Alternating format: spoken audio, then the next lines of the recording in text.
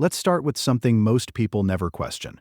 We assume our immune system will just work. We assume that if something invades our body, our system will rise up, fight back, and protect us like it always has. But here's the uncomfortable truth. It can't do that if we've slowly trained it not to. Your immune system isn't just a biological shield. It's a responsive, adaptive intelligence. It listens to your daily habits. It responds to your sleep, your stress levels, your food choices, your movement, even your thoughts. And right now, for many people, it's exhausted. Think about how we live. We glorify hustle. We normalize sleeping 5 hours a night. We treat stress like a badge of honor. But chronic stress keeps cortisol elevated, and cortisol suppresses immune function. Not occasionally, consistently. When your body is in a constant state of fight or flight, it diverts resources away from long-term protection. Survival now becomes the priority. Immunity becomes secondary. And then there's sleep, or the lack of it. During deep sleep, your body produces cytokines, the proteins that target infection and inflammation. Cut your sleep short, and you cut off your body's ability to repair and defend. It's not dramatic. It's gradual, and that's why it's dangerous. Add to that a sedentary lifestyle. The human body was built for movement. Circulation supports immune surveillance. When you move, immune cells move. When you don't, stagnation sets in, physically and biologically. But here's the deeper issue. We've disconnected from consequence. We believe weakness shows up suddenly. It doesn't. It accumulates. Your immune system doesn't collapse overnight. It erodes through neglect. The body is always listening. Every late night, every unmanaged stress cycle, every ignored signal, it registers. And over time, it adapts downward. This isn't about fear. It's about awareness. Because the same system that adapts downward can adapt upward. When you sleep deeply, manage stress intentionally, nourish yourself properly, and move consistently, your immune system responds. It recalibrates. It strengthens. Your body is not failing you. It is reflecting you. And if your defenses are weakening, the question isn't, why am I getting sick? The real question is, what signals am I sending my body every single day? Now let's build on that foundation and talk about something even more uncomfortable. What we're actually feeding this exhausted immune system.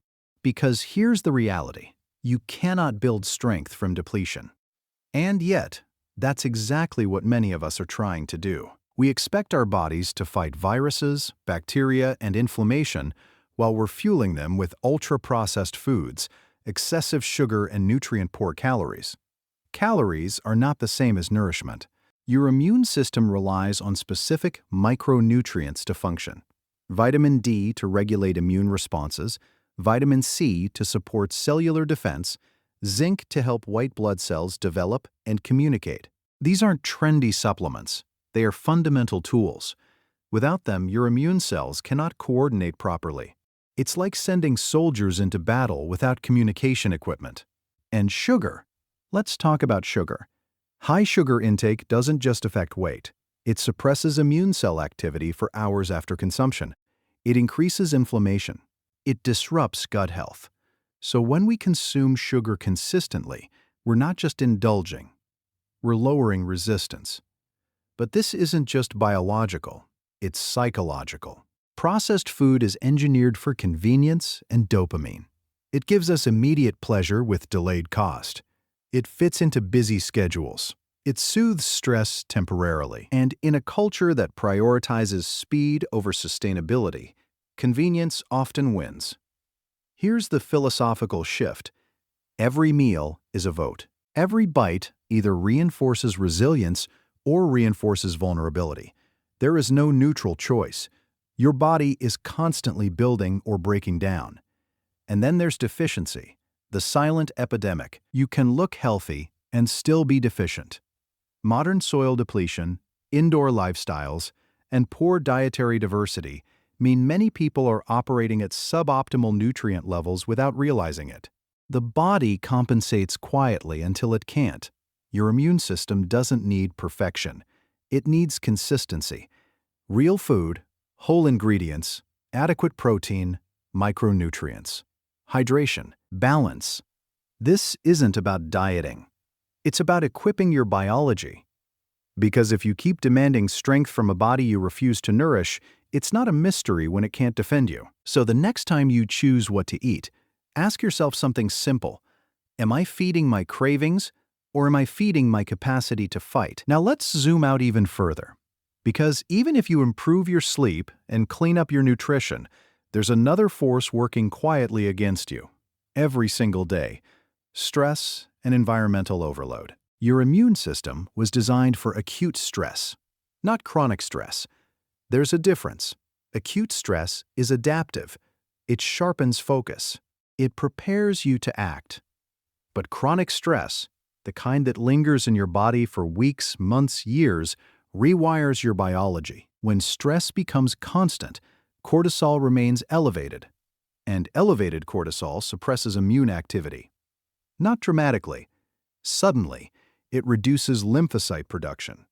It weakens inflammatory regulation. It shifts your body into survival mode. And when survival mode is on, long-term repair and defense get deprioritized. The modern problem isn't that we face danger. It's that our nervous systems believe we do. Notifications, news cycles, financial pressure, relationship tension, social comparison. Your body doesn't differentiate between a life-threatening threat and an email that triggers anxiety. Stress is stress, and if it's constant, your immune system never fully resets. Then layer in environmental toxins, air pollution, microplastics, household chemicals, industrial food additives. Your body has detoxification systems, primarily the liver and kidneys, but they weren't built for this level of exposure. When toxin load increases, inflammation increases. When inflammation becomes chronic, immune efficiency declines. Here's the deeper psychological layer. We normalize overload.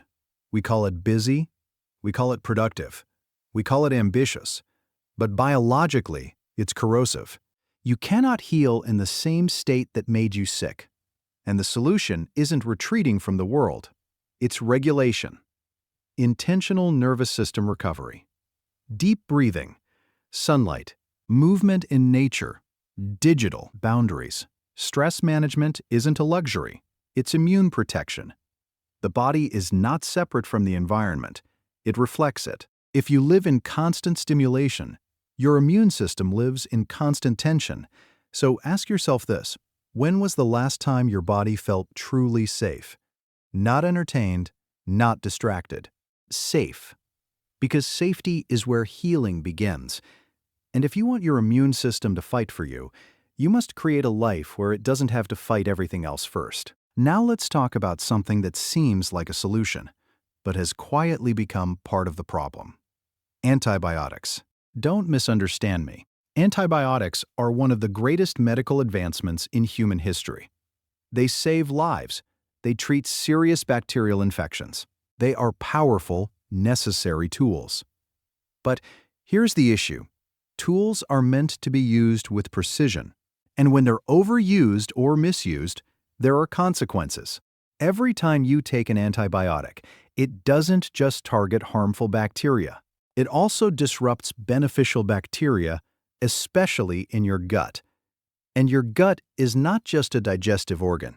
It's home to trillions of microorganisms that regulate inflammation, produce essential compounds, and communicate directly with your immune system. Nearly 70% of your immune cells reside in the gut. So when the microbiome becomes imbalanced through repeated antibiotic use, poor diet, stress, or lack of fiber, immune regulation becomes compromised. The body struggles to distinguish between real threats and harmless stimuli. This is when you start seeing recurring infections, increased inflammation, allergies, even autoimmune tendencies. But here's the psychological layer most people miss. We've become conditioned to seek immediate relief. Sore throat, antibiotics. Mild infection, antibiotics. Discomfort, quick fix. And sometimes they're necessary. But Sometimes, the body needs support, not suppression. Resilience isn't built by eliminating every microbe. It's built by cultivating balance. When the microbiome is diverse and strong, it acts like an internal ecosystem. It competes with harmful pathogens. It strengthens the intestinal barrier. It trains immune cells to respond appropriately. It builds tolerance. It builds strength. But if you continuously wipe out that ecosystem without rebuilding it, through probiotics, fiber-rich foods, fermented foods, and time, you weaken the foundation. And here's the philosophical truth. Strength comes from cooperation, not control. Your immune system doesn't work alone. It works in partnership with the microbial world inside you. So the question isn't whether medicine is good or bad. The question is whether you're using it wisely and whether you're rebuilding what gets disrupted. Because if you want your body to defend you, you must protect the very system that trains it. Heal the ecosystem within you, and your defenses will rise with it.